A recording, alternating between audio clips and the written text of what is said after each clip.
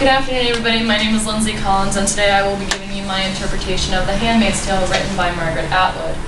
My focus today will include the points that, in The Handmaid's Tale, those who have taken power continually seek to establish a false sense of security, namely in the handmaids, and attempt to get them to forget the freedoms that they have so desperately earned in the past, all for the claim of those freedoms that they have been given in return. My first point is the differences between the freedom from versus the freedom to do. The aunts in The Handmaid's Tale try to brainwash the handmaids into believing that they still have freedoms even after everything that they have given up. My first quote includes, "Now we walk along the same street in red pairs, and no man shouts obscenities at us, speaks to us, or touches us. No one whistles. There is more than one kind of freedom," says Aunt Lydia. Freedom to and freedom from. In the days of anarchy, it was freedom to. Now you're being given freedom from. Don't underrate it. What Aunt Lydia is saying here is that in the olden days, or our current time, the handmaids were being given freedom to do.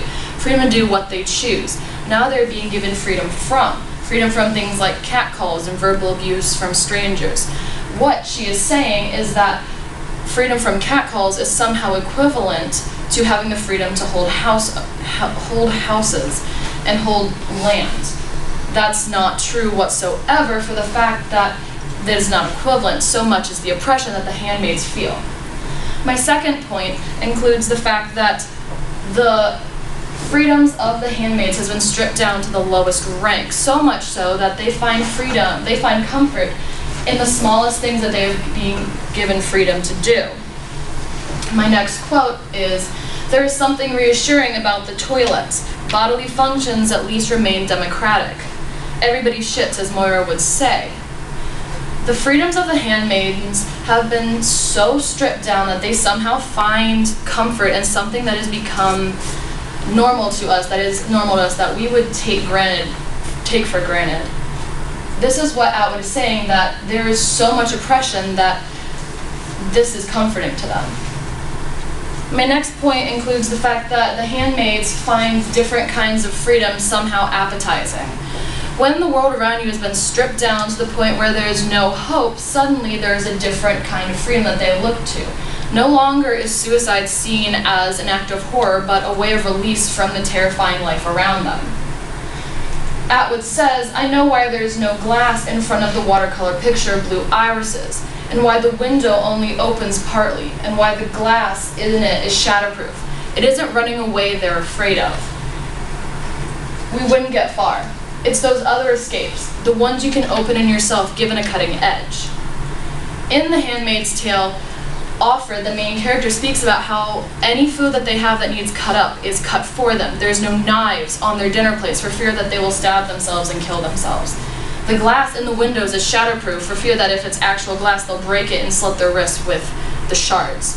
They're not allowed to have matches open. They have to be shut away and locked up for fear that the handmaids will set fire to the house and burn themselves alive. Every single mode of suicide has been taken away from them. There is no freedom to do anything. No choices are made by the handmaids. It is purely made by those who are running Gilead. My first academic source includes The Trope of Doors, written by Earl G. Ingersoll, in which he analyzes the metaphorical meaning between how Offred's door in the commander's house doesn't shut all the way, and how she is not able to bar intruders from her body. Ingersoll says, in the futuristic American theocracy Gilead, Commander Fred and his wife, Serena Joy, attempt to force the handmaid Offred into becoming a surrogate mother. The door to Offred's room does not shut tightly, much less lock, showing her body from which she cannot bar intruders. The door trope is most prominent, however, in the open double doors of the black van into which she finally steps, promising a rescue from her imprisonment and death. Ingersoll is comparing the fact that her door in the commander's house doesn't shut all the way to the fact that she cannot bar intruders from her body. He is making that comparison to show us exactly how much oppression is felt by not just Offred, but all of the handmaids. My second academic reference includes Rose Paquet's periodical, Hulu's The Handmaid's Tale presents striking oppression and silent sisterhood. While this analyzes the television show, it directly pulls from the text and the most important things, such as how the importance of color in The Handmaid's Tale reflects Offred's lack of freedom. Kate says, at first subtle and tarnished as if filmed through a beige nylon stocking filter, the hues become vibrant, dominant, and highly significant as the series opens up, like the fertility image of a flower in bloom. Slowly, the muted and then deep hues act as hypnotic lure to pull you into this bleak dystopian tale of violent oppression, vis-a-vis human freedom. The handmaids are made to wear red in The Handmaid's Tale. This is typically seen as a color of anger versus now when it's seen as a color of reverence. The handmaids are not even allowed to choose what clothes, much less what color they want to wear. This is how much freedom has been taken from them, all for the sake that they have been released from such horrors, again, as catcalling.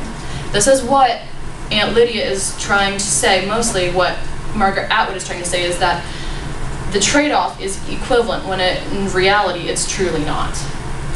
Lastly, I will leave you with these two definitions. As according to the Merriam-Webster Dictionary, oppression is defined as prolonged, cruel, or unjust treatment or control, whereas the definition of freedom is the power to or right to act, speak, or think as one wants without hindrance or restraint, or the absence of subjection to foreign dominance or unjust governments.